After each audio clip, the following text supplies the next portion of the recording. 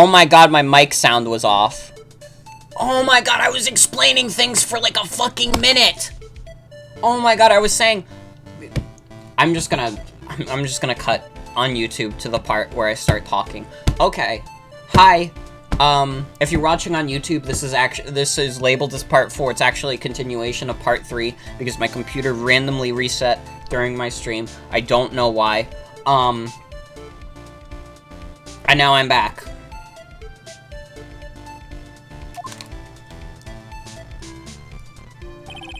Hypothetically, yes.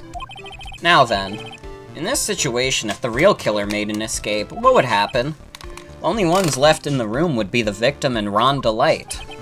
And if any security guards came running in at that time, they would think that I was the murderer.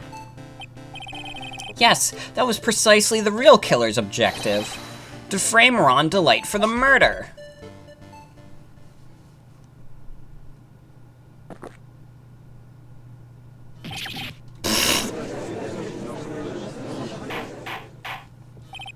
Order! Order! Order!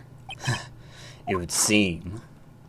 That's the 8th? Or is that the 9th? I don't fucking know anymore. Because I was gone for a sec. I've been made to eat my words again. Actually, you've been made to do a spit take with a cup of coffee. But Mr. Wright, who was it? Who was it that tried to frame me? Wait a second. I'm the one and only Mask to Mask, so... Nick, you mean the real killer is... We're going to drag that person in here right now. But who is it? I don't have any solid proof yet, but think about it. The killer knew Mr. Delight's identity, and they also knew that he had been called to KB security that night. So the killer used him to execute a well-crafted plan to murder Kane Bullard. Now then, let's hear your accusation, Mr. Wright. Who was it that framed Mr. Ron Delight for the murder of Kane Bullard?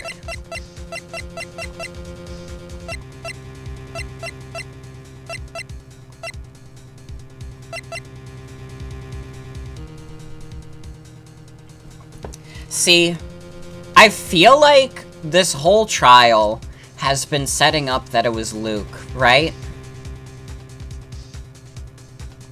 What if it was Desi, though?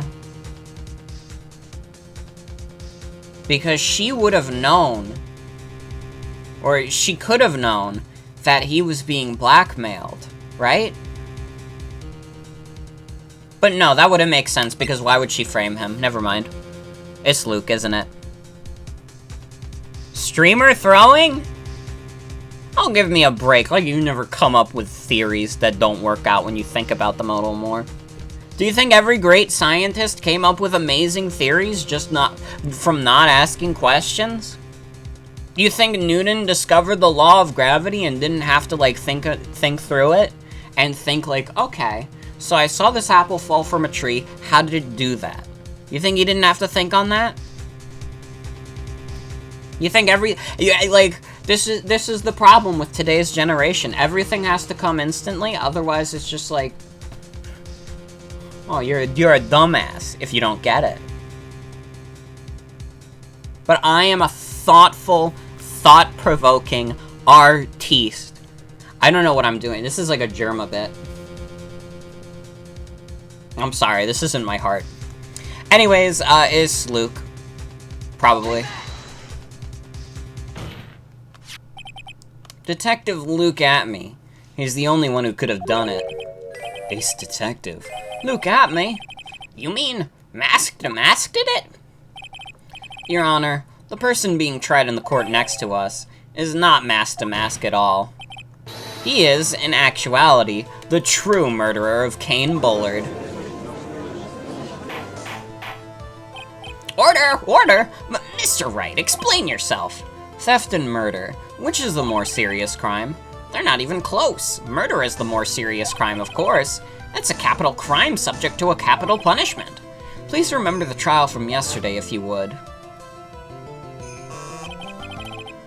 When Luke Atme confessed, there was a huge commotion in the courtroom. Of course, a famous detective was unmasked as, well, as Mask to Mask. Instead of being convicted of murder, he was found guilty of grand larceny. That was his true objective all along. To be found guilty. Mask to Mask had the perfect alibi for when the murder took place. He was stealing the urn at the Lordly Tailor. In other words, being found guilty as Mask to Mask was Luke Atmey's airtight, watertight, and unassailable alibi. A guilty verdict as an alibi?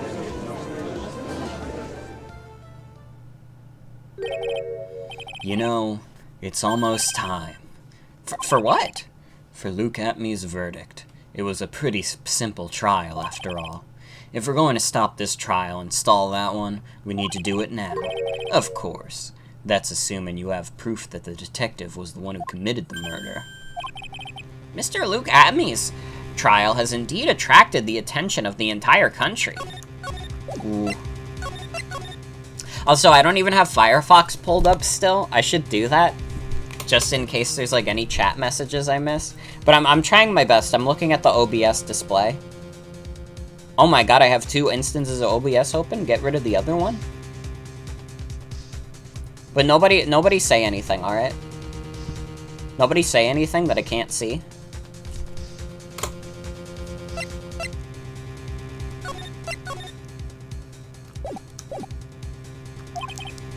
If we were to intrude and failed to provide adequate proof of this true crime, Mr. Delight would be left with no grounds for appeal. Am I really sure about this? That's only good when your life's the ante. Mr. Wright, I believe in you. Mr. Delight. So please, I'm begging you.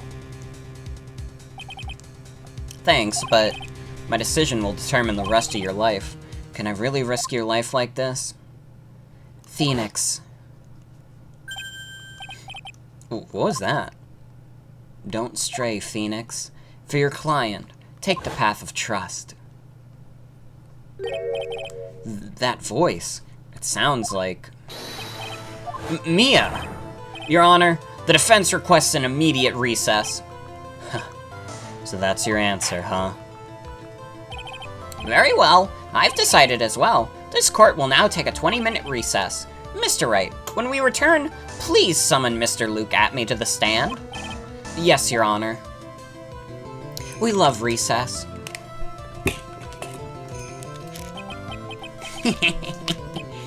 Well, Sir Detective Atmey. I have to say, Mr. Payne, you performed quite splendidly. Oh no, Sir Detective Atmey, you were the one who...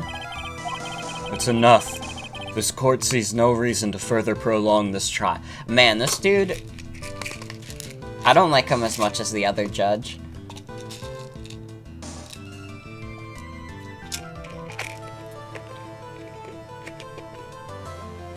Whenever Mia appears, you just think of the post with the person with the stuffed shirt folding their arms with the caption, Phoenix, it's me. Believe in yourself. That's the judge's Canadian brother. Liquid Judge! Oh, I got all the judge's recessive genes.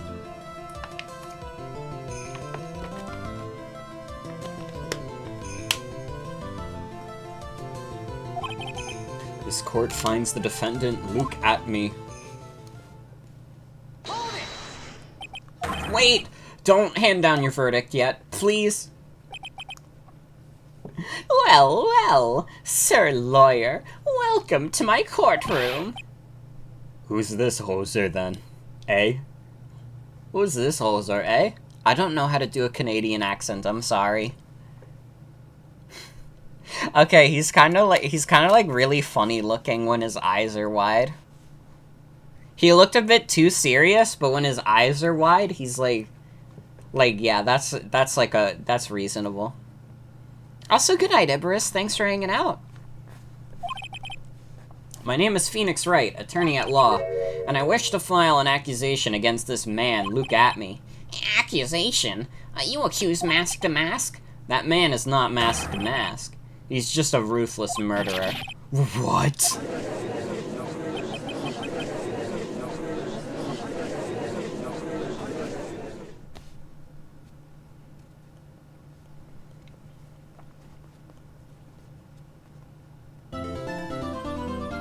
Man, this trial is lasting so long. God damn. Well, I want to finish it tonight, so let's do it. My sis? I could have sworn I heard Mia's voice. So then, she's still alive. Inside your heart. Nicky boy. Oh, Mr. Light. Is it true that the detective is the real killer? To be honest, we don't have any definitive proof. But he's the only one who could have done it. But wasn't he at the Lordly Tailor that night? Not to mention, we don't know exactly his motive. I mean, why would Detective Atme want to kill Kane Bullard? Oops, it's almost time. Better get back to the courtroom. I need to find some solid proof. And it's gotta happen sooner rather than later.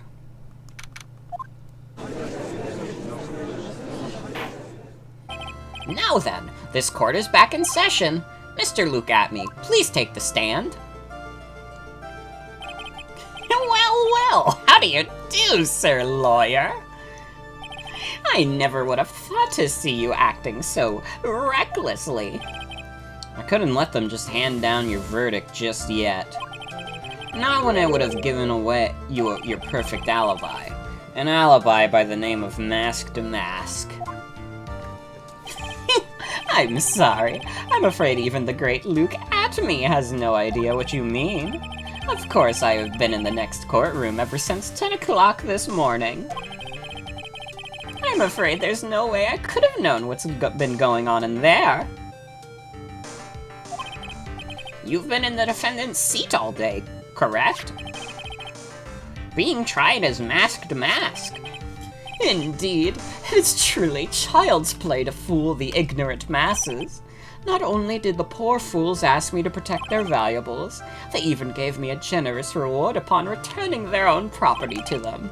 Take this red diamond ring that sparkles upon my divine finger, for example.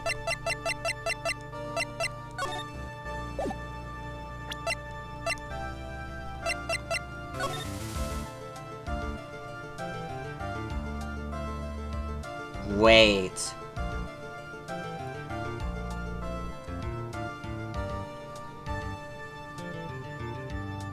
He stole Mask to Mask's clout.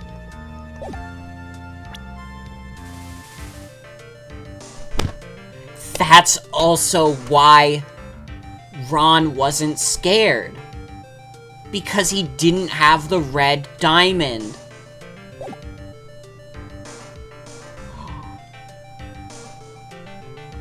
Or at least that would have been a reason, but he was scared of Desi finding out.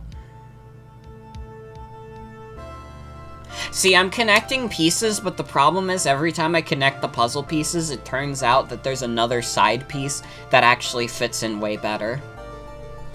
But I'm trying my best. So you continue to insist that you are in fact Mask to Mask. Of course. Very well then, Luke Atme. Let us begin with this simple question. On October 12th at 1 a.m., Kane Bullard was murdered. Where were you at the time? One without knowledge lacks even the knowledge that he should be ashamed of himself. But don't worry, I will not hold it against you, Sir Judge. Thanks.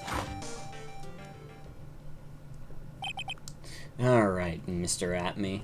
The night of the murder. Speak. We're all ears. This is his 10th cup of coffee. As you wish, Sir Prosecutor.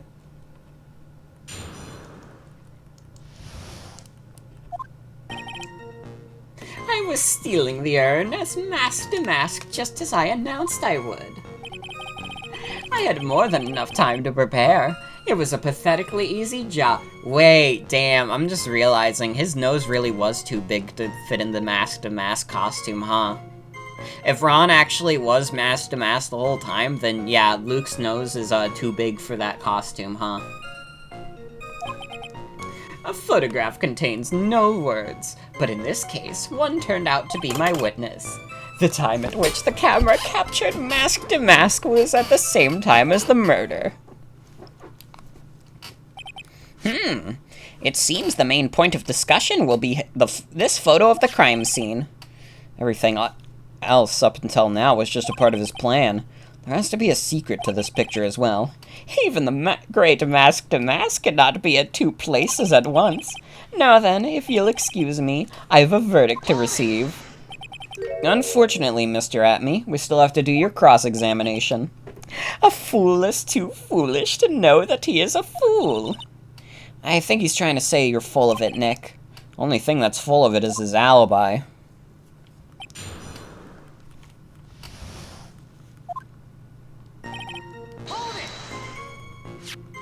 So this photograph is the proof, correct? Indeed it is.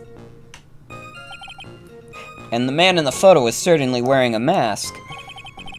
That is why I am called Mask to Mask. But conveniently, that also means we have no way to tell who this really is. What do you mean? Are you saying that this is not in fact Luke Atme? That it could be an accomplice dressed up as Mask to Mask to create an alibi? Ho-ho! What an interesting idea. Are you saying that I, Lone Wolf Luke, had an accomplice? Oh man, if I could name the accomplice, that would like win me the game forever. But like, who would work with him?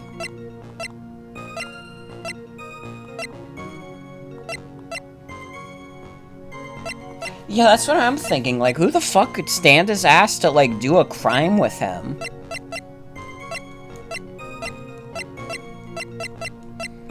Well, it was obvious. It was Pearl.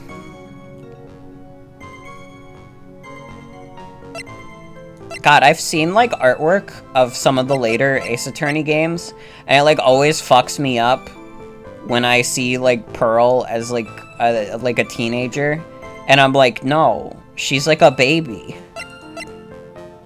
Baby hair, I want to look like a baby. Her 5 head is so big.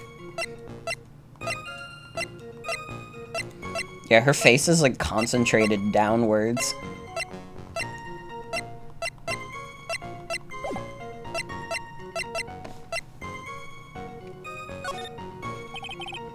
Luke Atme was at KB Security during the murder. Then the Mask to Mask in this picture has to be a fake. And there really was an accomplice. But right now, I have no idea who it was. I don't have any idea right now either.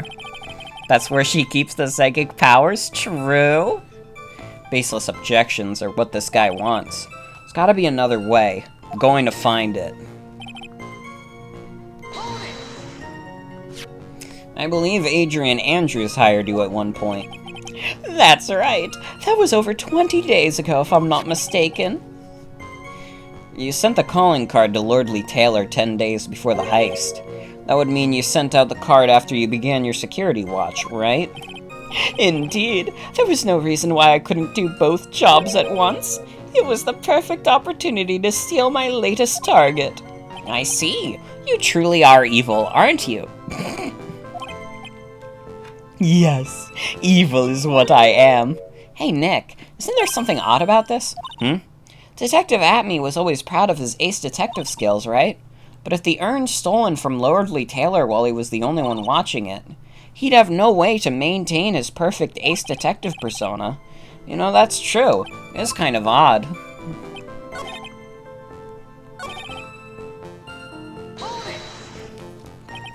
So by photograph, you mean this piece of evidence here. Is that correct?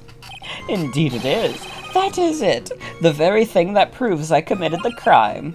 The very thing that proves you committed the crime. When you think about it, it's really odd. You say that almost as if you had this picture taken on purpose. He was simply caught by the very camera that he had set up. We all have days like that. Indeed. It turned out that there was no such thing as the perfect crime after all. Life is truly an ironic thing. A sad blue melody. Looks like I'd better gather more information for now. If he's truly the killer, there's gotta be something phony in that photo. The time at which the camera captured Mask to Mask was at the same time as the murder. So this alibi is false. It has to be, or he couldn't have killed Mr. Bullard at KB Security. But I'm not really spotting anything unusual. There are two possibilities. Either the mask-to-mask in the photo is a fake, or the photo itself is.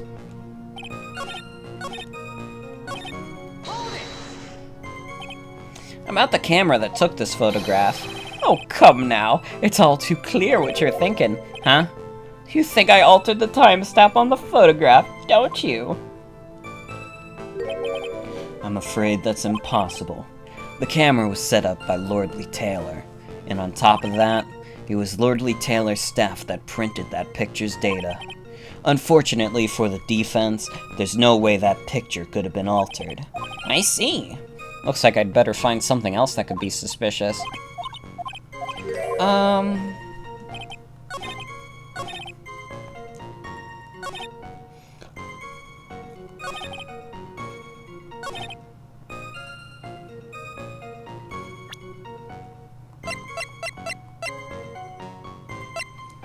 These people don't know how to edit metadata, true?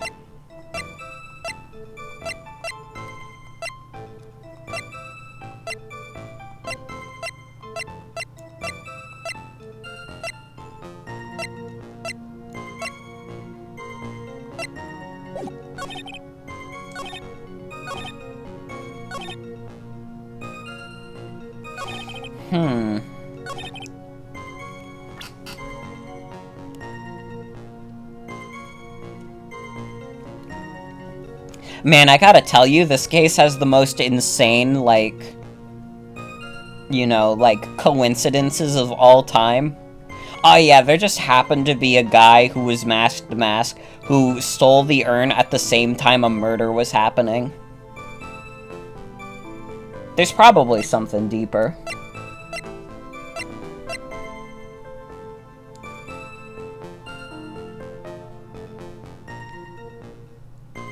What is the evidence?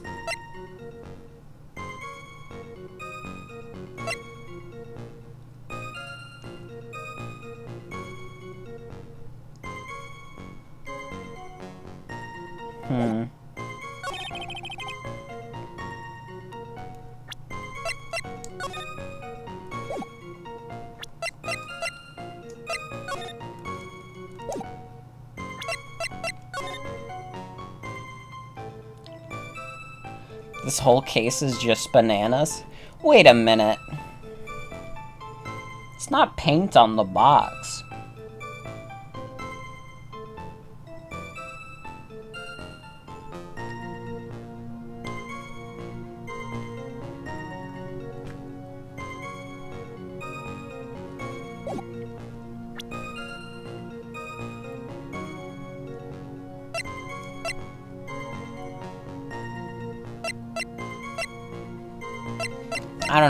I don't know. Do you guys have any ideas?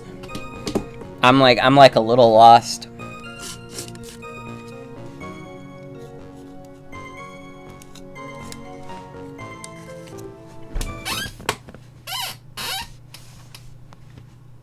Why don't I hear any sound?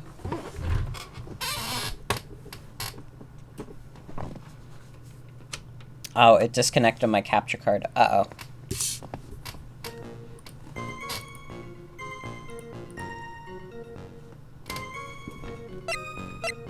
Okay, there we go.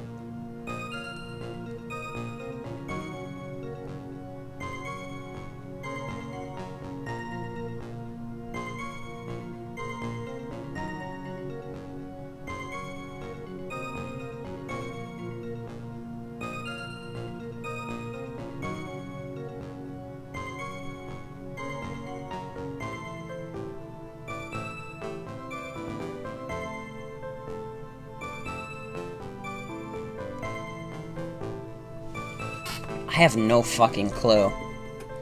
I'm, like, trying to think of anything. He really did, like, craft the perfect alibi.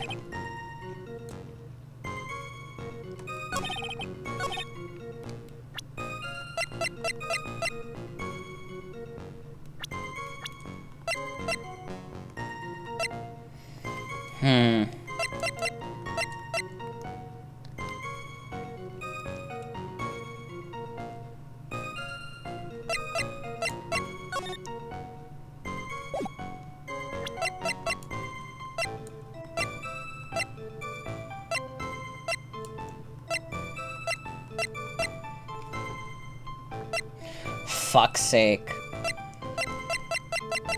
Wasn't the statue there at that night? Ooh.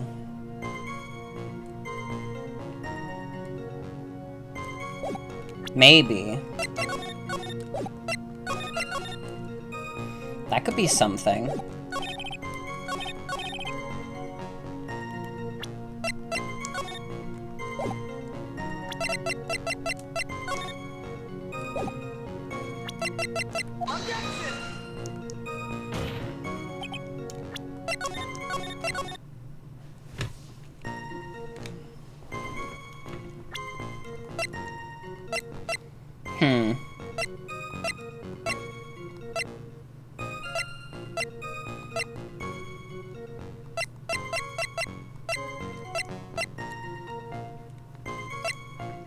I feel like I'm grasping at straws here.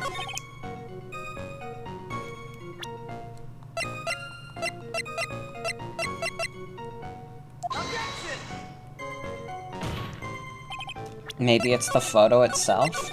Maybe.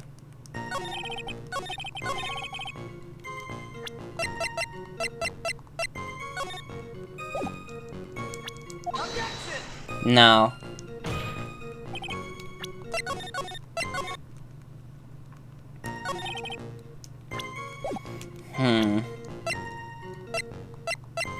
We have so much evidence, too. It would absolutely just feel like we're throwing shit at the wall if we just kept, like, spamming things.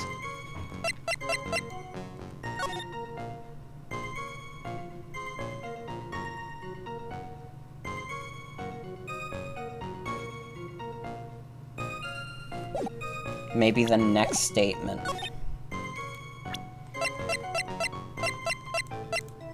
Well, that's true. That's true is the thing. It did.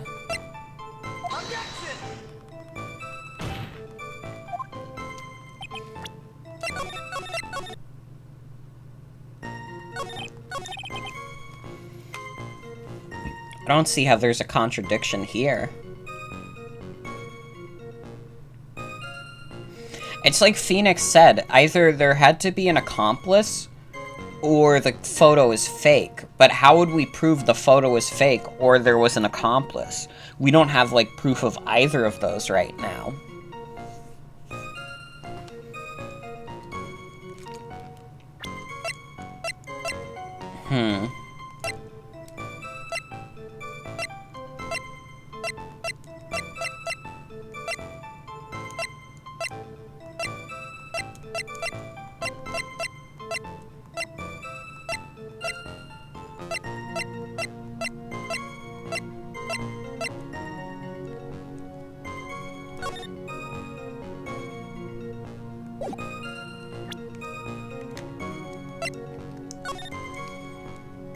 Well, how would we prove the photo is fake?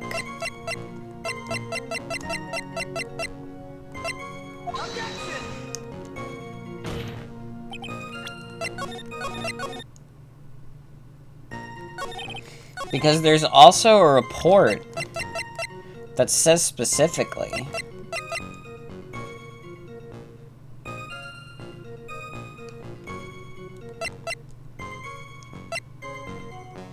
I don't know.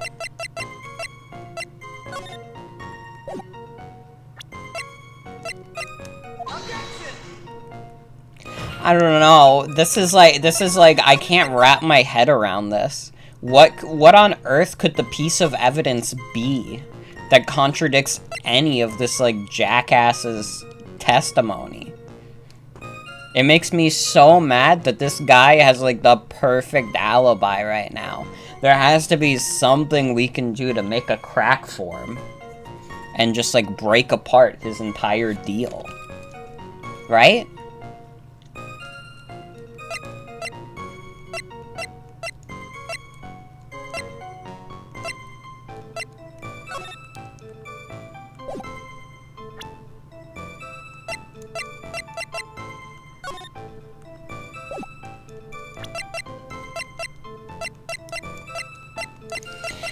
What the fuck?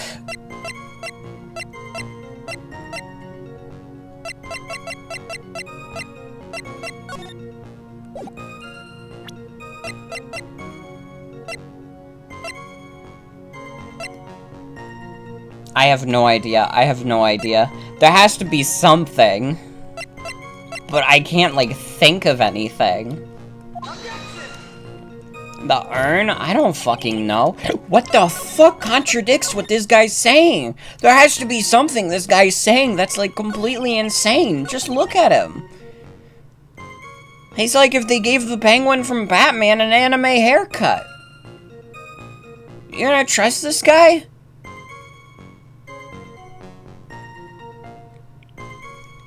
Try pressing again.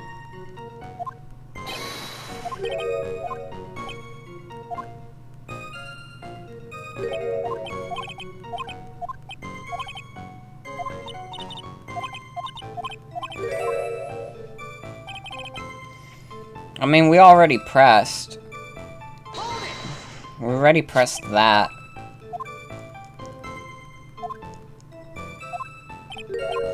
Objection.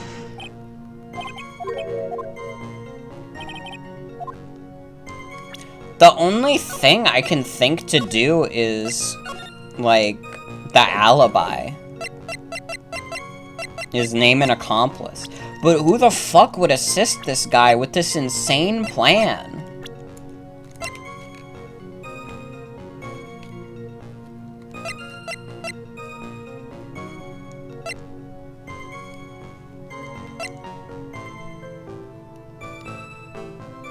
It couldn't be Adrian Andrews, right? That's crazy. That's like, listen, I've come up with some pretty crazy accusations. That feels like game theory. I feel like Matthew Patrick's right now.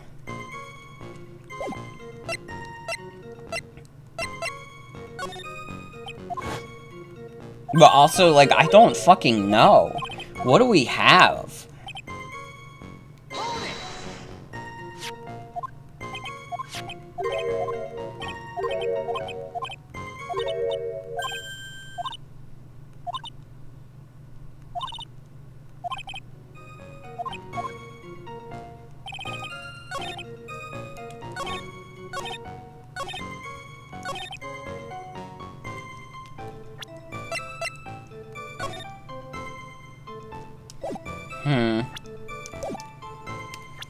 It seems like this is the most odd statement to the characters.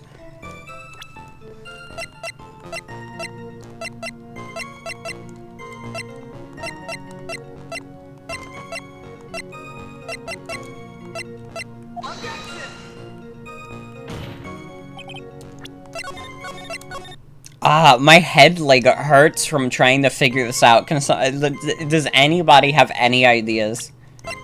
We gotta come up with something. There's gotta be something in this. The brooch? No? Fuck. What the fuck is it? I want to squeeze this guy's head. Press statement 3.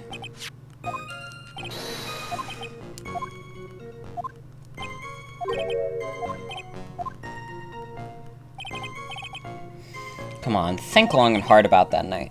The basement warehouse and this picture that supposedly captures it. It's gotta be here. Isn't there something funny about this picture? This is one of the bullshit ones where you have to press something multiple times. Okay. Yeah. You bet there is. Are you implying that this picture is a fake? You bet I am. There's definitely something strange about this picture. We took a look around the basement warehouse that night before the theft took place. And there's something in this photo that doesn't match my memory of that night. Very well, then let's hear what you have to say. What about this photograph do you find funny? It's the statue, right? The fact that the statue moved? The funny part is right here. Why, this is a blood stain. Ah, blood! Now this case is getting interesting.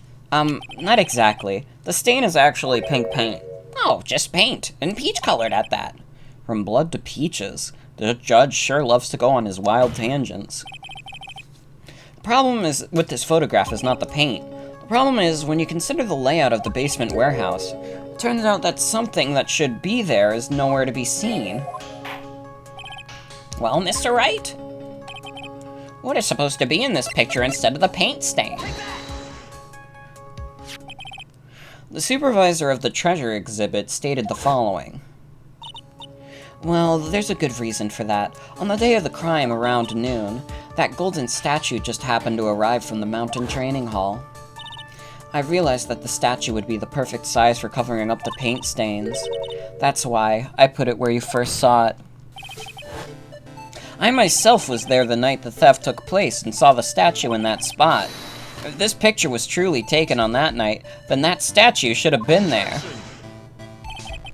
But when I went there the day after the theft, that statue of the old bag was sitting in the corner.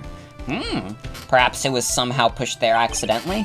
Your Honor, this statue is slightly larger than yourself and quite heavy. It would have taken more than an accidental push to move it that distance. In that case, can you prove it? Can you give us the rhyme and reason as to why the statue was moved that night?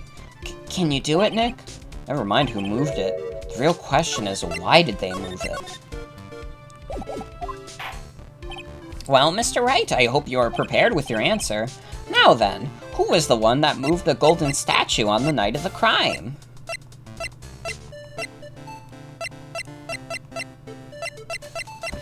I don't know. Mask to Mask himself?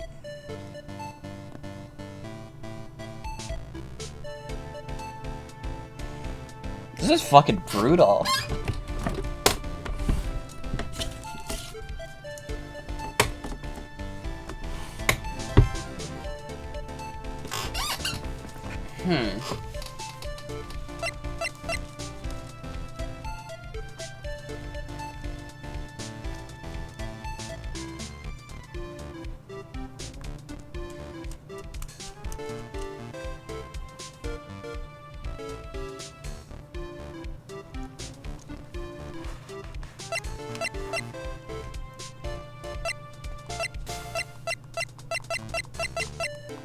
I don't fucking know. Mask to Mask.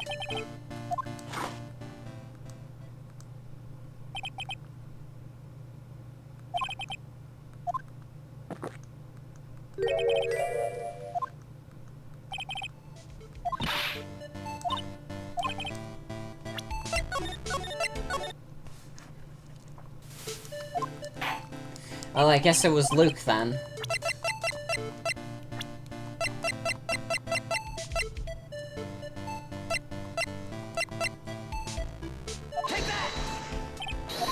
One who moved it was none other than Luke at me. Come now, Mr. Lawyer. There you go on again about one of your strange delusions. Mr. Wright, what basis do you have for your strange delusions? It's very simple. The witness was the only one in the basement warehouse that night. That is indeed very simple. However, why would I want to move a heavy golden statue? Reason for moving the golden statue. Here's where our battle really begins. Well, Mr. Wright, what reason did the witness have to move that statue?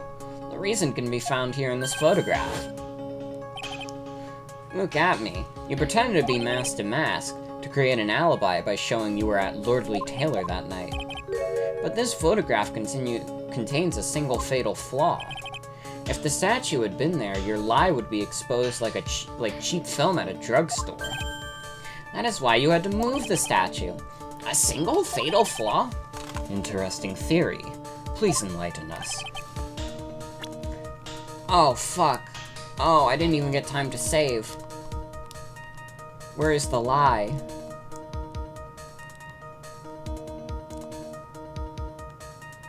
Well, it can't be the time because they said it can't be tampered, right?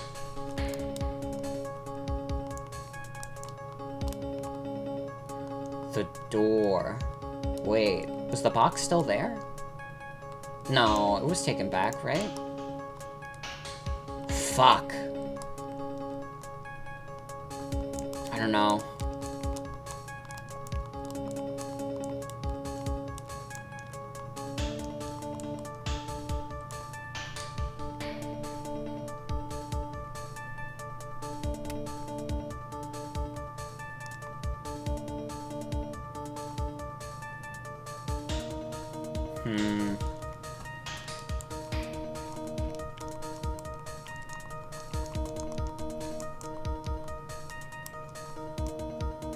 There's a time, but no date.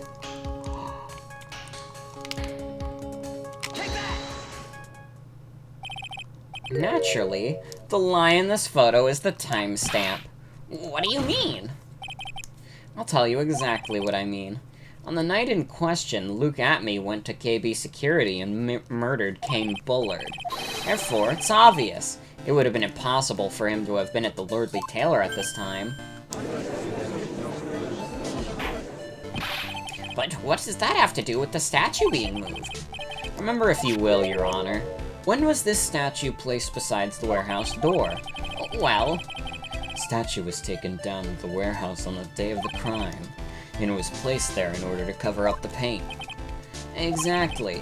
Luke Atme had already decided on the time when he was going to kill the victim, and so, in order to create an alibi for that time, he took this picture days before the murder took place. What the? Of course, the statue hadn't yet been brought down to the basement warehouse yet. Ah! So on the day of the crime, Mr. Atme must have been quite nervous. As nervous as a long-tailed cat in a rocking chair factory, so to speak. Why?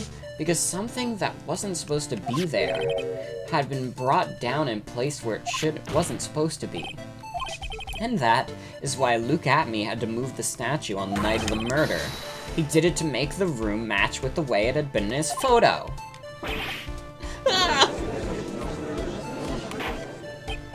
Order! Order! Mr. Atme, is this true? One moment, Your Honor. Have you forgotten about this? What's that? The data for the basement warehouse computer. According to this, the camera did indeed go off on the night of the crime. It's true that that camera had been set up by the Lordly Taylor staff.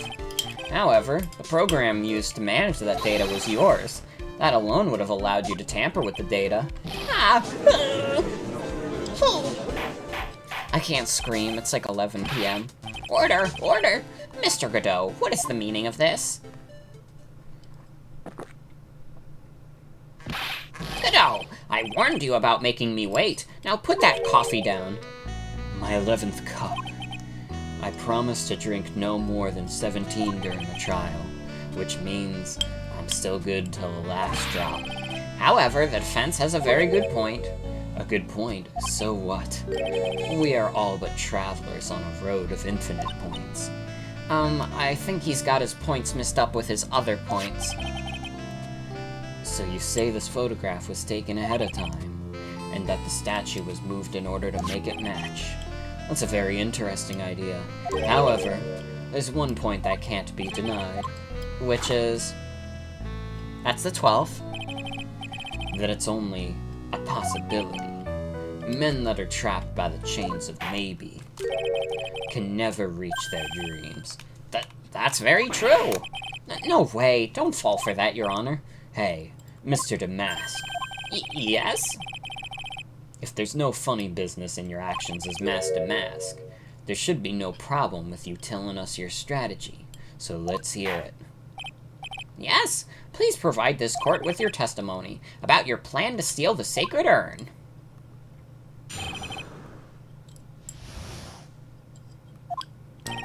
I first received the request from Lordly Taylor about 20 days ago. The urn was placed in a box in Zavari. It was then sent to the warehouse. What does Zavari mean? Hence, I was actually unable to see the urn for myself until the day of the crime. I knew it was an extremely valuable treasure, so I sent my card 10 days beforehand. I then handled security by myself to ensure that my crime would go smoothly. At last, I held the urn in my hands for the first time at 1 a.m. in October 12. It's pretty much all the stuff we've heard before, isn't it? Yeah, but we will find the truth hidden in the nuggets of new information he gave. Witness, you're sure there are no mistakes this time? Zavari. Very well then. Mr. Wright, you may begin your cross-examination.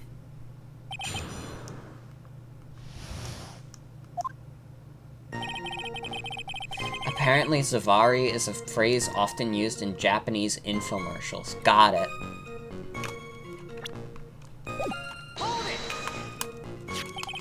You were asked to guard the urn by Miss Adrian Andrews, is that right? Indeed. It seemed that they had heard of my Zavarkling reputation. I see Miss Andrews is still attracting the weirdos. You'd better watch out too, Maya.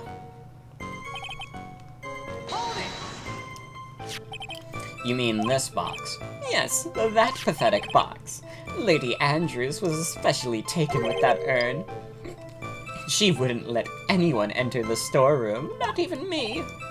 Huh, interesting new tidbit. So you're sure that you had never seen the urn before? Indeed. You may ask Lady Andrews to confirm for yourself. My security was focused entirely on the entrance of that warehouse. However, look at me, let no information whatsoever slip through my fingers. You mean this calling card? It's based on the word Zabari. Okay. That's right. That is, without a doubt, my calling card. I guess Mr. Delight didn't make this after all. Of course, because Atme knew about the emblem. Making this card authentic would have been child's play for him. I then handled security by myself to ensure that my crime would go smoothly. Then no one entered the basement warehouse. Unfortunately, there were many different treasures being taken there. Thus, for a period of approximately 5 days, people were indeed going in and out of the warehouse.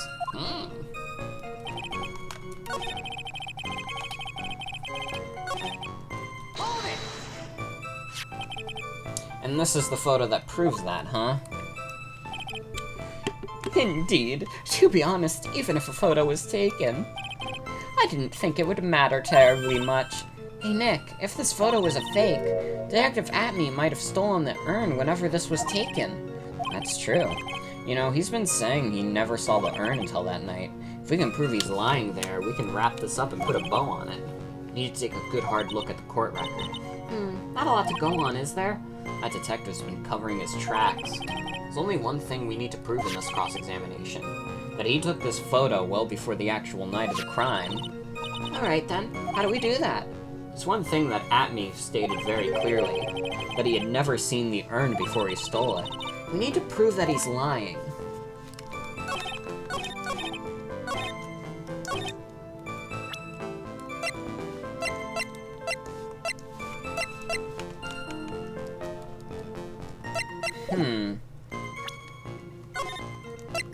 This feels like this should be simple. Wait. The poster? No, that was too easy. That would have been too easy to be like, oh, you saw it in the poster, genius. Wait, he held the urn in his hands. There we go. No, wait, still not it. Wrong statement, but still doesn't matter.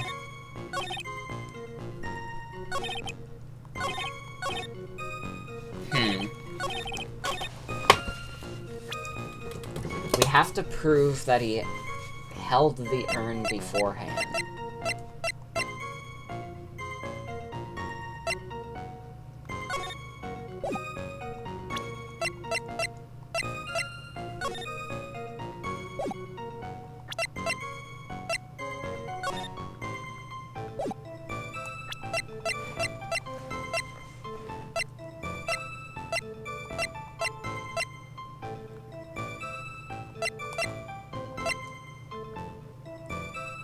We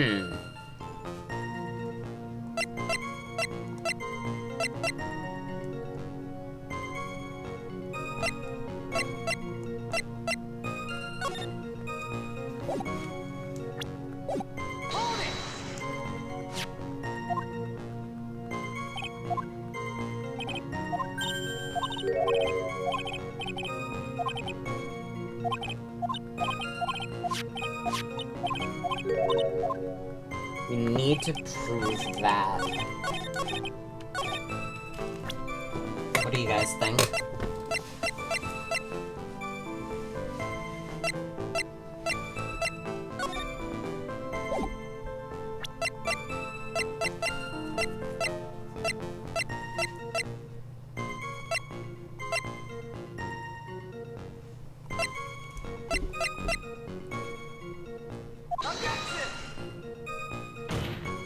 Urn itself? I don't know. The box? Nope.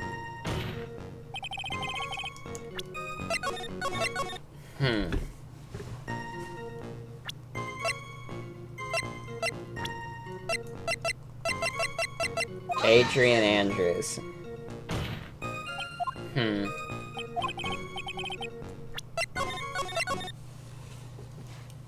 Fuck's sake.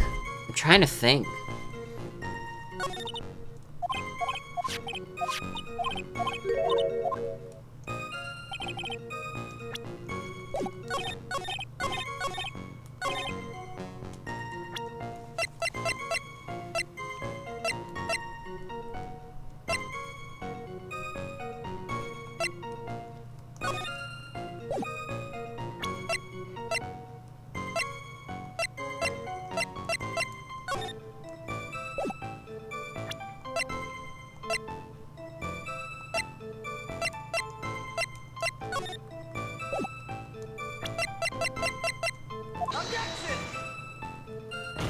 I have nothing.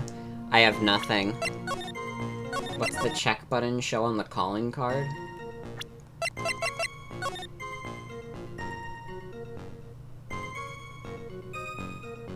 Take good care of the speckled urn. Wait. Mr. Atme, if you really are Mask to Mask, then you also wrote this calling card, correct? But of course. Is there a problem with that calling card? Allow me to read a passage from the calling card that Mask to Mask had written. Take good care of the speckled urn. Now, the speckled here surely refers to this pink pattern on the sacred urn. Yes, that is true, but so what? Truth be told, there is no way that Mask to Mask could have known about this pattern. What do you mean? That pink spotted pattern on the urn is actually nothing more than paint stains. Paint stains?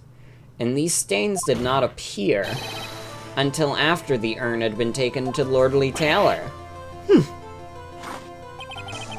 I'm not finding this joke very funny, Mr. Trite. The day that the sacred urn was taken to the warehouse, the urn was broken due to human error, or should I say an error-prone human. And that's when the pink paint got on the urn. You can't be serious. And yet this calling card clearly mentions the paint pattern. I honestly think this like his 13th. Which means Detective Atme had seen this urn long before the crime had ever took place.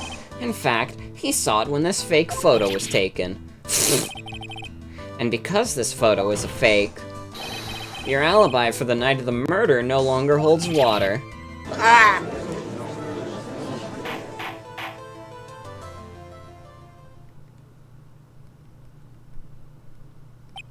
Witness, do you have anything to say for yourself? Alright, that did it. He's broken. Nick, I think it's still a little early for a victory pose. Huh?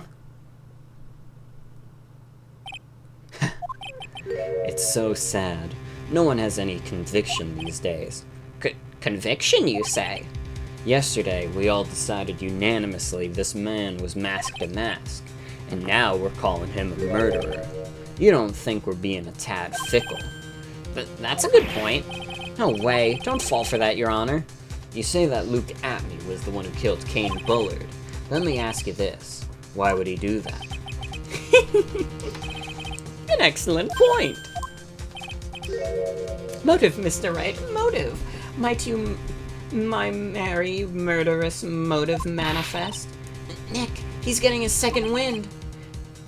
If he prepared an alibi and pinned his crime on Ron DeLite, as you say, he must have had a very strong motive for murder. The only one with any motive we've seen is Ron DeLite. Isn't that right, Detective?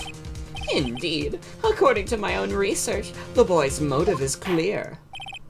Without a motive, it's nearly impossible to prove guilt in a murder case. Now then, maybe you can enlighten us to what the defendant's motives were.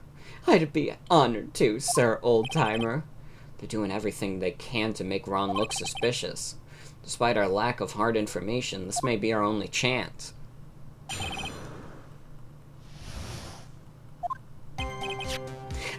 Luke Atney had no points of contact with the victim whatsoever. Kane Bullard decided to investigate Mask to Mask and simply mistook who he was. It was Mr. Bullard who wrote that blackmail letter and sent it to Ron DeLite. And it was again Mr. Bullard who harbored a grudge against Mr. DeLite for his betrayal. Mr. Bullard's mistake is quite excusable. The defendant truly believes he is Mask to Mask. That is why Mr. DeLite saw it fit to kill Kane Bullard. Truly a tragedy. So the victim, Kane Bullard, blackmailed the defendant? This is the blackmail letter found in the defendant's apartment. A handwriting test confirms that Mr. Bullard was indeed the one who wrote the letter. What? Very well. Mr. Wright, begin your cross-examination. It's the ring on his finger.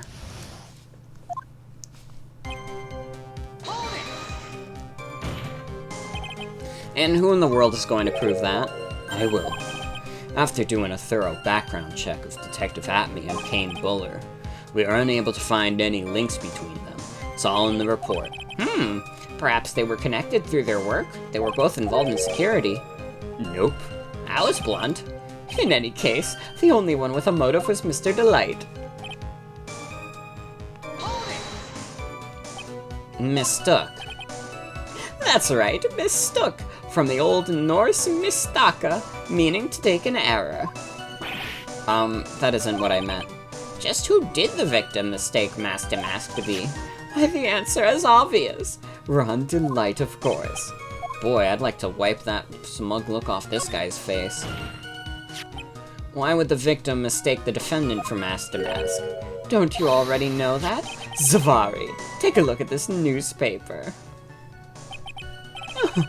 Oh, that's the famous Tear of Ammonon, a magnificent jewel. That photo shows a magnificent detective as well, does it not? Furthermore, it also shows an ugly guard, namely the defendant. The defendant? The victim clearly misread this article, and Zavari, he got the wrong impression. The impression that this ugly security guard was in fact Mask to Mask. I see. That was an unusually reasonable deduction. You mean this blackmail letter right here? It says bring 50,000. And the handwriting is without a doubt the victim's? There's no mistake. We have an official report to prove it. But I don't see an addressee on this letter anywhere. An addressee? This letter was discovered in Ron DeLite's apartment. And Mr. DeLite did show up at the designated place and time. The fact that there is no addressee is irrelevant. I wonder, what's up, Nick? I just had a thought. What if that blackmail letter wasn't meant for Mr. DeLite? Whoa, do you have any evidence of that? For some reason, I can't just shake the feeling that there's something not quite right about this blackmail letter. Well, everyone, are you satisfied?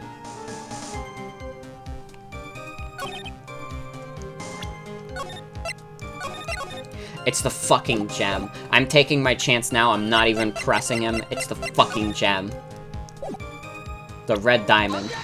It's the red diamond. I fucking knew it. From the fucking start, I knew that was the piece of evidence that would wrap this case up.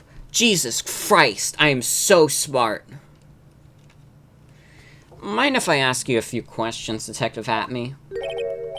Well, if it's just a few, I guess it's alright. When you said that this letter was addressed to Ron Delight, I couldn't help but notice one major contradiction. Contradiction? I don't know where a walking contradiction like you gets off saying things like that. You're the one to talk. At times like these, men are made to express themselves with the fists. Why don't you show us what you've got there, Junior? Indeed. Time to man up, Mr. Wright. Show us the contradiction. Contradicting evidence in the content of the blackmail letter. What? What do you mean?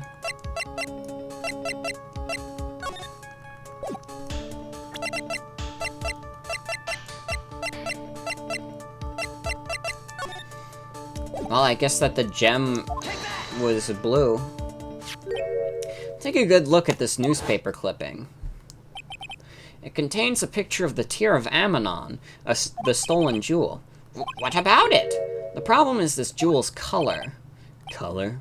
I'm not much for discussing color myself. According to the clipping, the color of the stolen jewel was blue. However, in the blackmail letter, a totally different jewel is mentioned. I'll take that red diamond you received the other day. Red?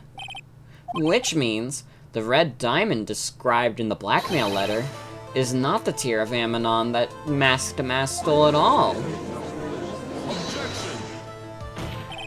And your point is, Mr. Trite, so you are trying to say that this blackmail letter was intended for someone else. That is what you're trying to say, right, Trite? That is what you're trying to say, right, Mr. Wright?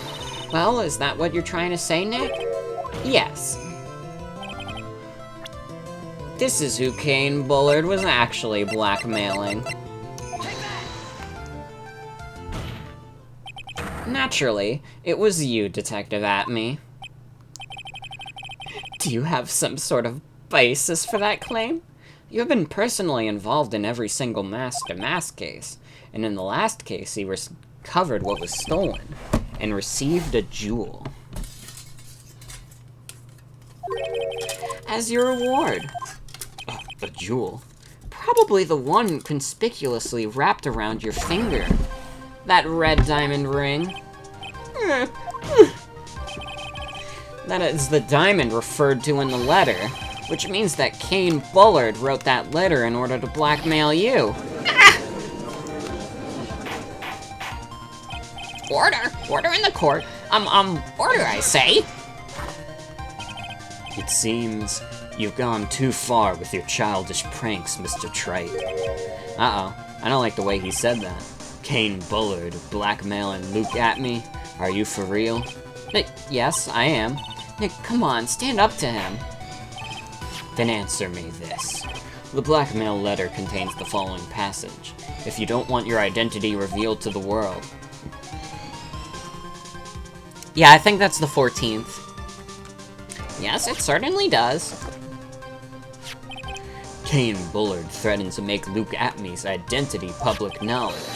An identity he wanted to keep a secret. So just what was that identity?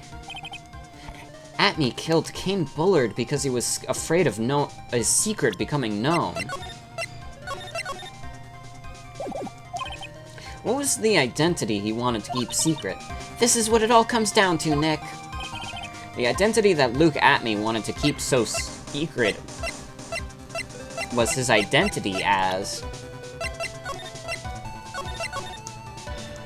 the Pee-Pee Poo-Poo Man.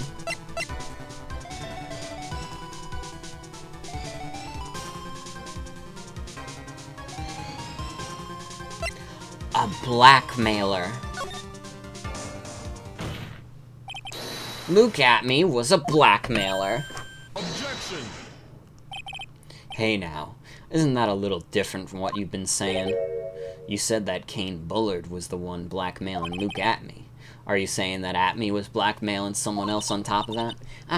You have to admit, that does sound a little odd.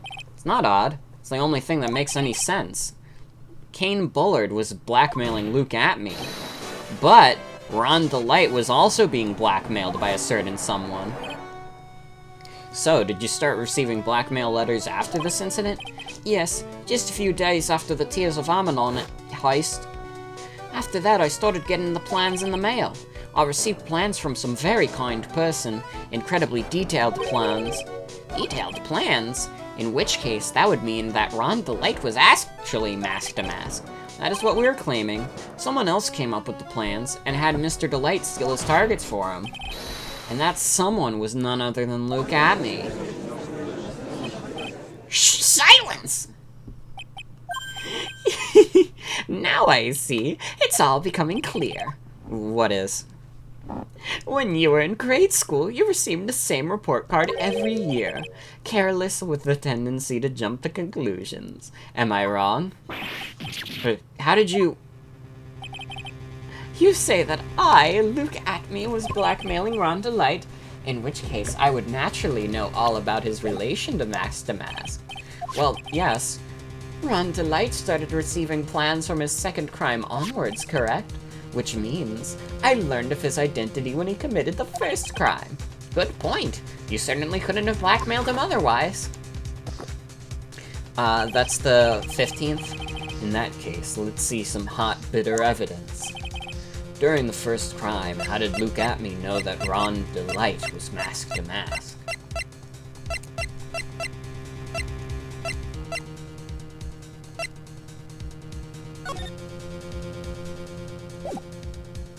He's getting close to his quota, literally.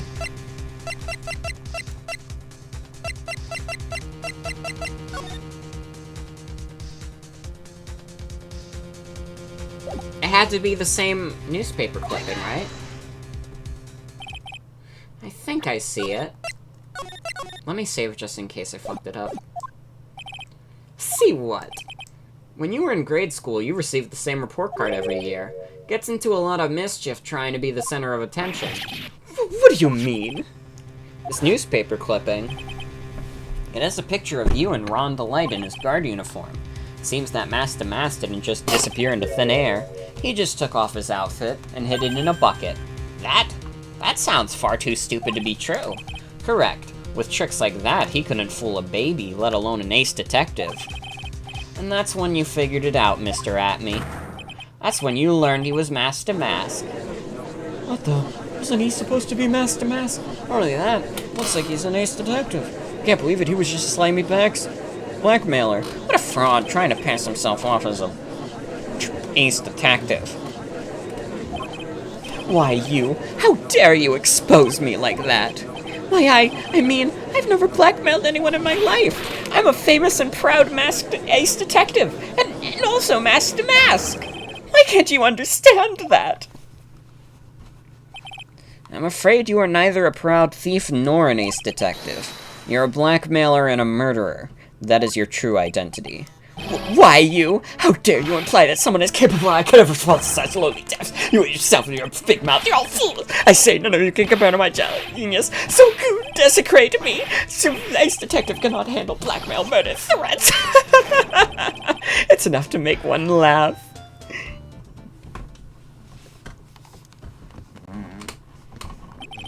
It would seem we finally arrived at the real answer. That was quite a performance by Mr. Atney. Bailiff, please prepare a cell for Mr. Atney. That's the 16th. The hammer that strikes too fast has no time to aim. Well, what do you mean? I'm already prepared to deliver my ruling. Allow me to say one thing. I will be the one to judge. You don't get much more in your face than that. It appears that your claws weren't quite sharp enough, Mr. Trite. What do you... It's true that you've proven a lot of things. Things like Luke Atney was a filthy blackmailer, and that he wasn't at Lordly Taylor the night of the murder. That's right! That's why he's the one who killed Mr. Bull. But... there's still one thing you have yet to prove. What's that? Just because he wasn't at the warehouse doesn't mean he was at the murder scene. Therefore, if you can't prove that this pitiful excuse for a man was at KB Security, then I don't see how a verdict can be delivered. No, No way! Order! Order in the court! Well, Mr. Wright? This is it. This is the final round. I've got to prove that Atme was at Mr. Bullard's office on that night. But, can you really prove that? It's long enough, Mr. Trite. I want to hear your answer. That night, Luke Atme was at KB Security and the defense.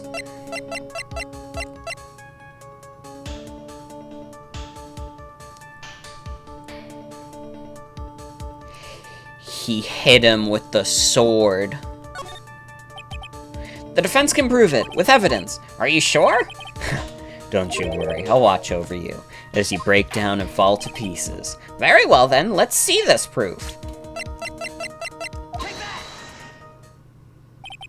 This is the proof.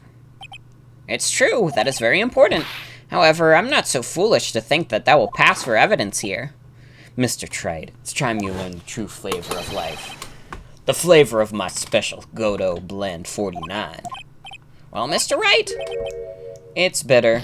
Very bitter. Fuck. Well, what do we have?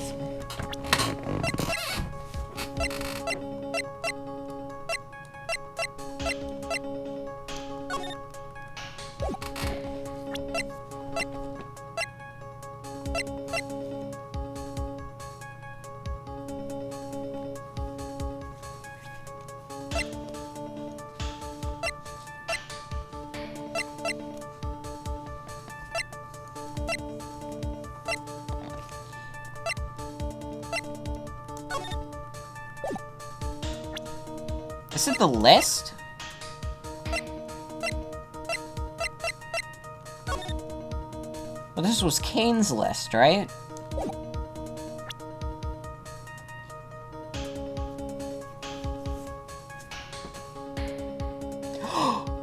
Wait! What if it's not Kane's list, though?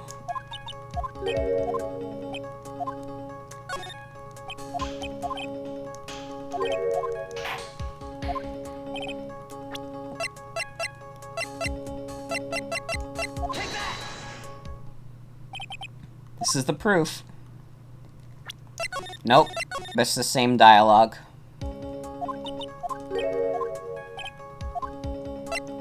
I don't know. I can't prove it.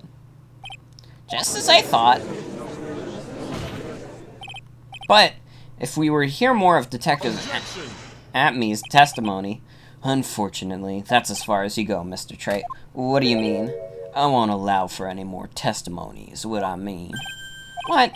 Have you forgotten? Luke Atme is here after we interrupted his own trial, and you have failed to prove that he committed the murder. I think it's time for this witness to return to his own trial and face his guilty verdict as mask to mask. No.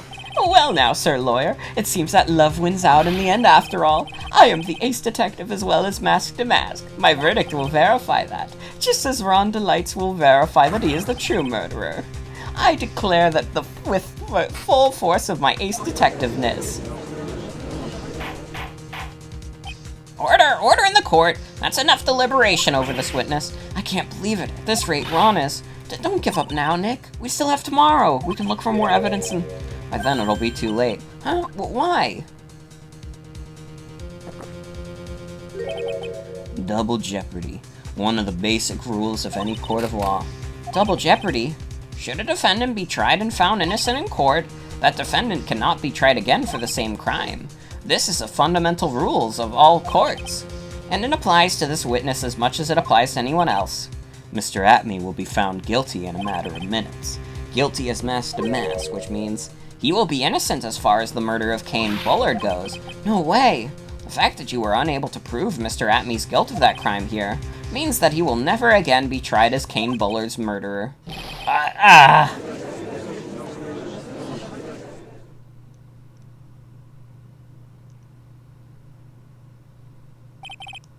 Now there's nothing I can do to possibly win.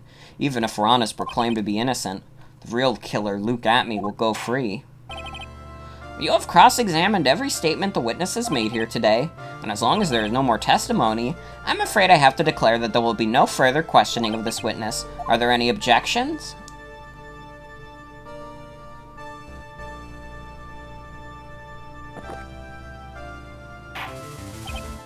Then I hereby end the cross-examination of Luke Atme. Objection! I think I see it.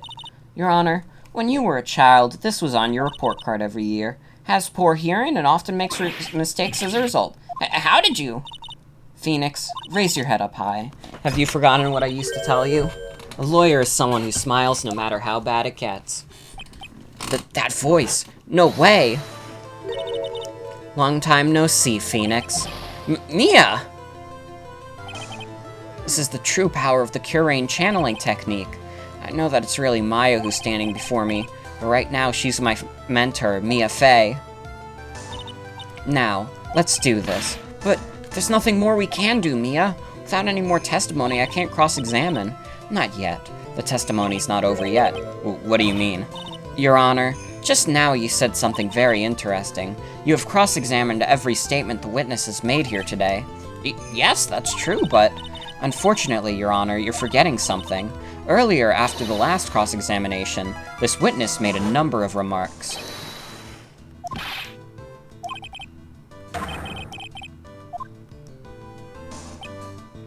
Yes, but these comments appear to have no importance whatsoever. Very well, then we shall prove their importance via cross-examination. At any rate, as long as the witness has made these remarks, we the defense assert our right to question them. Is that all right with you, prosecutor? Is something the matter, Mr. Godo? Nothing.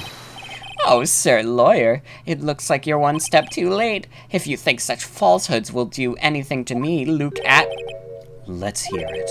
Huh?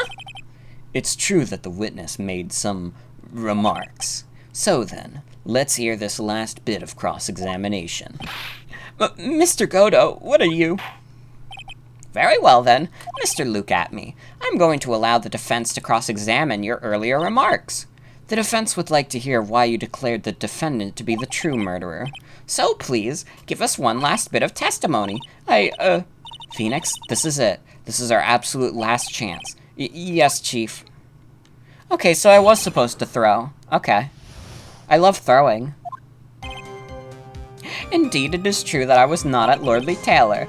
I had to leave about another vitally important job request. I had known about the date beforehand, so I had this photograph readied. My brilliant deduction was what informed me that the true culprit was Ron Delight, and thanks to the keycard and wallet, it was abundantly clear that he was there. I was also able to make a deduction from the buzzer, which only sounded once. The button did not have any fingerprints on it. Why? The victim would have left prints if he sounded it, which means the killer sounded it. Mr. Delight was wearing his mask-to-mask outfit, which is why he left no prints. And the blackmail letter? The victim likely just mistook the color of the jewel. Zavari. Therefore, all the evidence points to that poor boy. This testimony actually seems to hold up pretty well. The witness's earlier remarks do not appear to have been hastily prepared. All of his points have been explained and none of them seem to contradict anything. But of course. But how did you know about the emergency buzzer? The police investigation documents went directly through me, and I always look over all the documents. It's elementary, sir lawyer. Ugh. Are you going to make even more trouble for us now, sir lawyer? I will not allow any of your usual shenanigans, Mr. Wright. Yes, Your Honor. We cannot postpone Luke Atme's trial any longer. This is your last chance. Hang on a sec, just one chance? It seems like the party's about to begin. Well, Phoenix, there isn't any evidence that contradicts with that testimony. So it would seem. What do you mean, so it would seem? Listen, Phoenix, pointing out contradictions doesn't always mean you have to present evidence, does it? At any rate, this is our last chance. If you can't point out a case-breaking contradiction, you lose. That's all there is to it. Cup number 17. The last cup. It seems like the time has come to put an end to this trial. I have to find a fatal contradiction in this testimony, and I need to point it out without presenting evidence.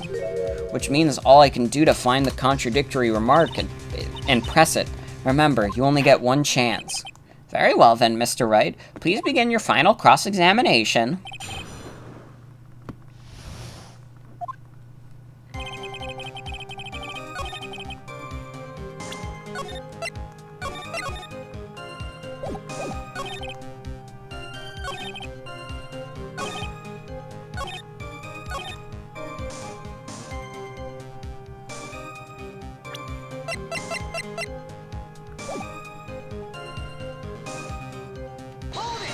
But Larry found that. Mr. Atme, about this last remark. Still don't get it, do you, Trite? This isn't the time to be pressing the witness on every little statement. What? I've said this before. There's still one thing you haven't proven.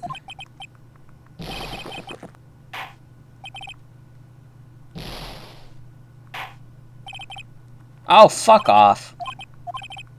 Fuck off. Fuck off! What do you mean? What do you mean?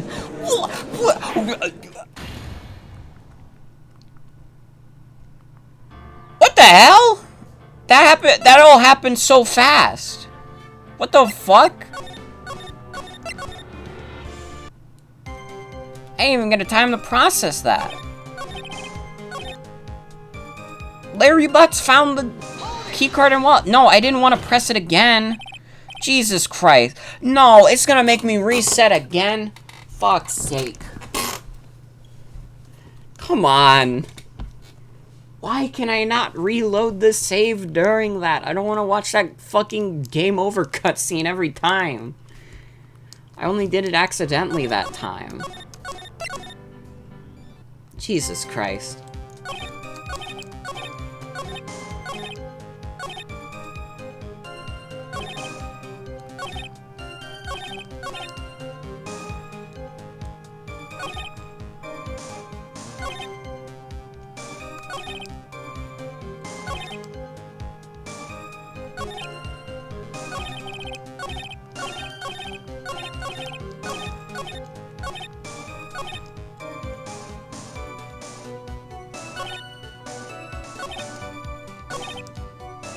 What is it? What is it?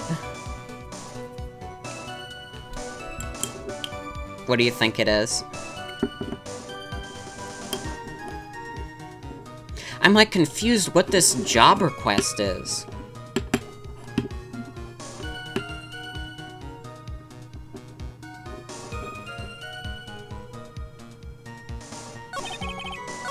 Nobody knew the buzzer sounded until I asked Larry yesterday.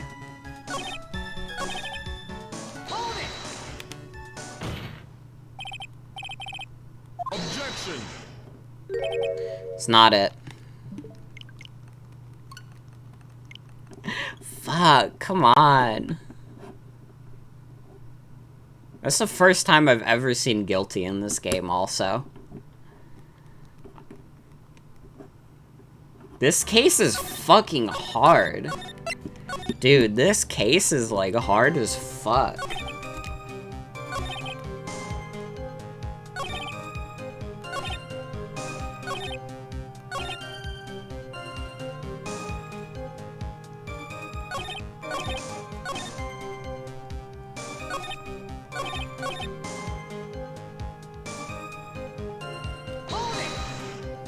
I don't know. This? Nope. I was thinking like, wait, he's wearing gloves right now. He could have done it. Nope.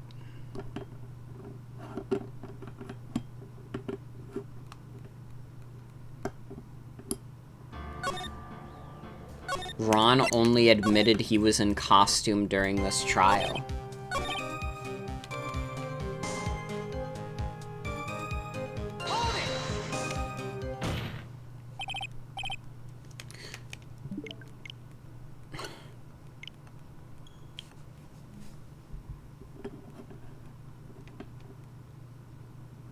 We're finding like a million contradictions in this, and none of them are the right one.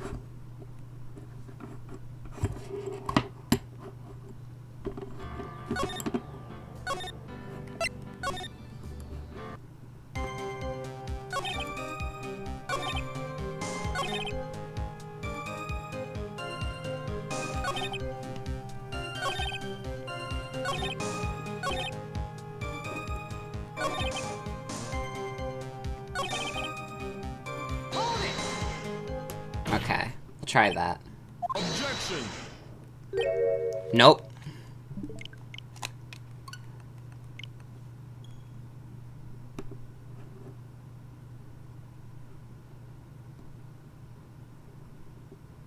Gives us the same game over dialogue.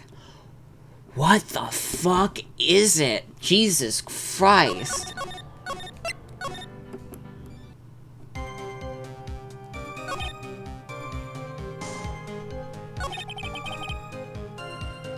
What is the job request? I guess we'll never know. He's just allowed to say that, and we're not allowed to question him like, hey, what the fuck do you mean you had an important job request? It was your only job to watch security. Jesus Christ.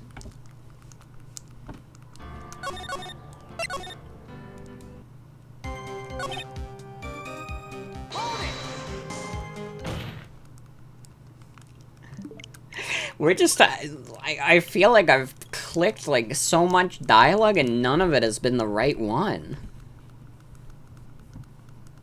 I feel like I'm just throwing shit at the wall. Which is no way to live.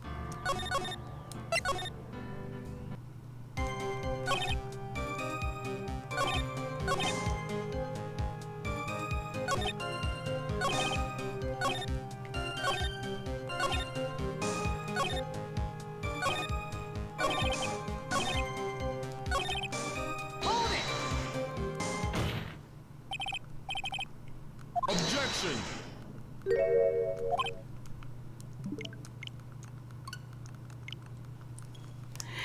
I have no idea. I have no idea. Oh my god, we've pressed like nearly every statement.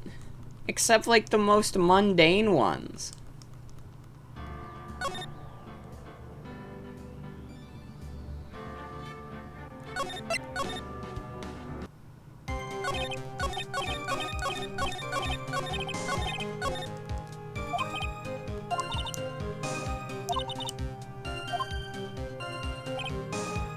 It's one of the ones I already pressed.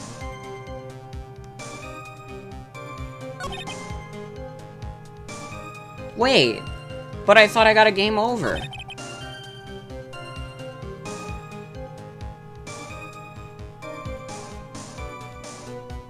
Which statement was it?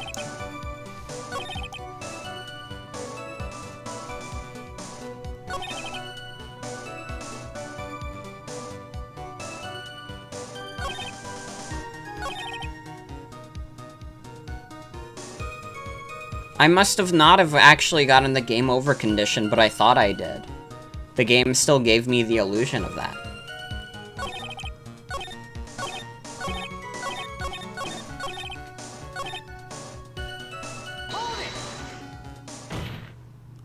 Objection!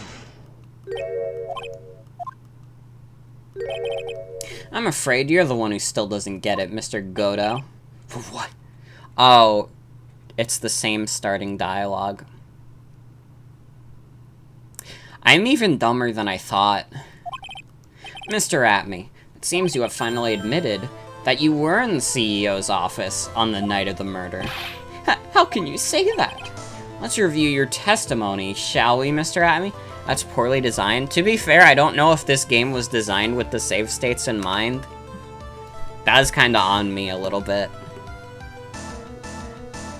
I feel like that was on me for not, like, paying more attention to, like, the dialogue. I just saw, like, the first couple lines of dialogue, and I was like, fuck, I got the game over condition. But, like, there's also the, like, you can see the court record still. You can still press options if you get the right one. That is 100% on me. Let's review your testimony, shall we, Mr. Atme? The button did not have any fingerprints on it. Why? Mr. Delight was wearing his mask outfit, is that correct? Indeed, that's what I said. My deductions are absolutely foolproof. More like your deductions prove that you're a fool. I'm sorry, whatever do you mean? For some reason, I'm starting to get really thirsty. When exactly did we learn the fact that Ron Delight was dressed as mask to mask when he went to the scene of the crime? That was, it was just a few hours ago. Back when my sixth cup was starting to look at me with a cold stare. Huh? Oh, did I forget to mention it before? I'm sorry, I just never had a chance to mention it up until now. That's right. The defendant had to tell anyone else that this fact before this morning. Therefore, the only person who could have known it are those who have been watching this trial. Do you understand now, Detective Atme? There's no way you should have known about that. I need to go to bed immediately after the stream also. You were in the next courtroom being tried as mask to mask. So then enlighten us. Just how did you know that piece of information? Well... Come on. This detective must have known about it. He probably had plenty of chances to find out beforehand. And it's those chances that I want to discuss next. That night, Mr. Delight was wearing his mask-to-mask outfit. There's one and only way for Detective Atme to have found that out. Only one? One way, you say. Please recall, if you will, Mr. Delight's testimony. When I entered the office, there was a suspicious shadow there. For a second, my client witnessed the real killer. But Mr. Delight never saw his attacker, so there's no way to tell whether or not the real killer is Luke Atme. It's with that statement that'll turn this case on its head. Just what are you implying? Mr. Delight saw the real killer, correct? Now, if you turn that statement around, it stands to reason that the real killer had also seen Ron Delight. Impossible.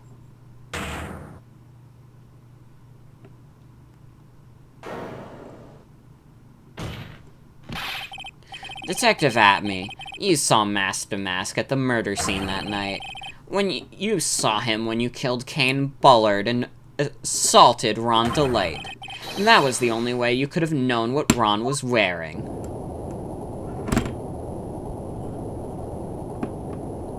Uh-oh. What is he fucking doing? He caused an earthquake just to do his pathetic little laugh again. Take a good look, everyone. Unable to find a rival worthy of my genius, I was forced to create one by myself. Here I am, the tragic clown. That's the same line you gave yesterday. But I think there's a little more meaning behind it this time.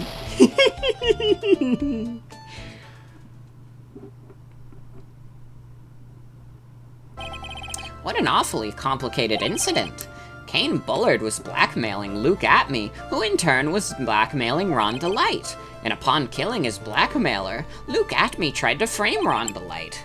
He then claimed to be guilty as Mask to Mask in order to escape his true crime. And to that end, he came up with this plan to use the double jeopardy rule when making his alibi. Any rate, it would seem we finally found the truth. Excuse me. Came perilously close to besmirching the record of an innocent young man, besmirching him with the title of murderer. Don't ignore me. Oh, I didn't realize you were there. Why wouldn't he be? About the verdict. I know, you never committed any murder. That's right, I'm so glad you understand that, but I really am Mask to Mask. Huh? So thanks to that trial yesterday, I'm innocent now, right? What was it you said, double jeopardy? Now that you mention it, I've been careless. Careless? What do you think, Mia? As the defendant says, the rule of double jeopardy is absolute. A defendant can never be tried twice for a crime in which he was once found innocent. Then, Mask to Mask is really innocent? It would seem so. For now. For now. Now then, this court finds the defendant not guilty. God, Ron is fucking tall, huh? He looks like such a small guy because of how nervous he is all the time. But, like, he's fucking tall based on that portrait. Boy, this is really lucky. Wait, oh, this isn't so good. You see, the thing is, I'm Mask to Mask after all. Beanpole, literally. You did it, Phoenix. Thanks, Mia. It's been a long time, hasn't it? Yeah, it's because Maya doesn't call on me much these days. Oh? I'm just joking, Phoenix. Don't take everything so seriously. But on the other hand, Maya, she seems kind of torn these days. You mean about becoming the master of the Curian channeling school? Becoming the master means saying goodbye to our mother. Misty Faye, right? Watch over her, will you, Phoenix? Of course. Well then, see you around. Mia. Oh, Mr. Wright, I don't know what to say. Congratulations, Mr. Delight. Thank you so much. No, wait, nothing really matters. Come on, just be happy already. Maya, you've been cleared of the murder charges and got off as master to boot. But in exchange, I lost everything. Huh? What do you mean? Stealing security information from KB Security, becoming masked to mask? I did it all for one reason. For her. You mean your wife, Desiree? She hates criminals more than anything. Come to think of it, she was once held hostage by some robbers, wasn't she? She always said how she hated sneaky criminals. I knew that, but once I got fired from KB Security and lost all the money I had, she wouldn't have any reason to stay with me. I thought she would leave me for sure. So that's why you became Master Mask. Yes, but it's all over now. A broken bull can never be put back together. That's not true, right, Nick? Right. Really? Can we go back to the way things were? You'll be fine, and Nick can prove it. I can? Kinda wish you would check with me first. Mr. Delight, even if a bull is broken, there's always a way to put it back together. The bowl. The urn. The sacred urn. Desi was the one who found this. Desiree, your wife. She's always believed in you, Ron. That's why you'll be fine. You don't have to worry about anything. Oh, there you are. Mr. Light. You did it, Ronnie. You're innocent. I'm so happy. Thank you. I appreciate that, but, I suppose you don't want anything more to do with me, do you? Ronnie, why didn't you talk to me about what was going on? I had no idea you'd quit KB Security. I never really imagined that you were really Master Mask either. Mr. Light, what are you gonna do now that you know? You're not going to really leave him, are you? Come on, it's obvious, isn't it? How could I ever let a wonderful man like him get away? After all, my bike's really fast. So fast, there's no way he could ever get away. But didn't you say that you hated criminals? Oh, I always hate people who act all cowardly and sneaky, like that detective. I see. My Ronnie went and declared his crimes before he committed them like a man. I just love a man who's so chivalrous. She literally just think he's hotter than it. To be fair, if you found out your man's was like a phantom thief, you know, I'm just saying. Chivalrous? I knew I was right about you. Every day I spend with you is filled with thrills and excitement. Desiree, you really do love Ron, don't you? Nicky boy? Yes? I'm really glad I asked you to defend my Ronnie. Thank you so much.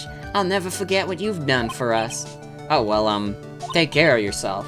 You too, Nicky boy. I can feel my face going red. Mr. Nick, Mystic Maya, congratulations. Talk about bad timing. Mr. Nick, how could you, with another man's wife, in front of Mystic Maya? You've got it all wrong. I'll never forgive you. Never, ever.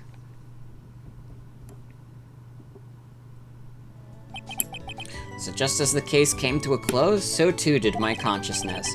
Ron said a broken bull can never be put back together. But I know that's not true. I mean, just look. Here's a perfect example of one that was put together even better than before.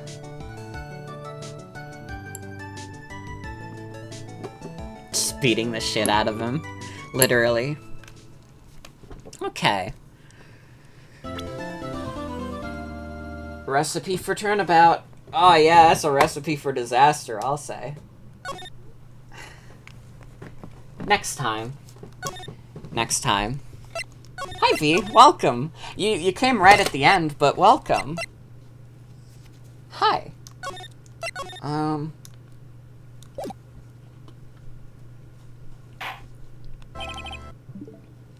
This next case blows. Uh-oh.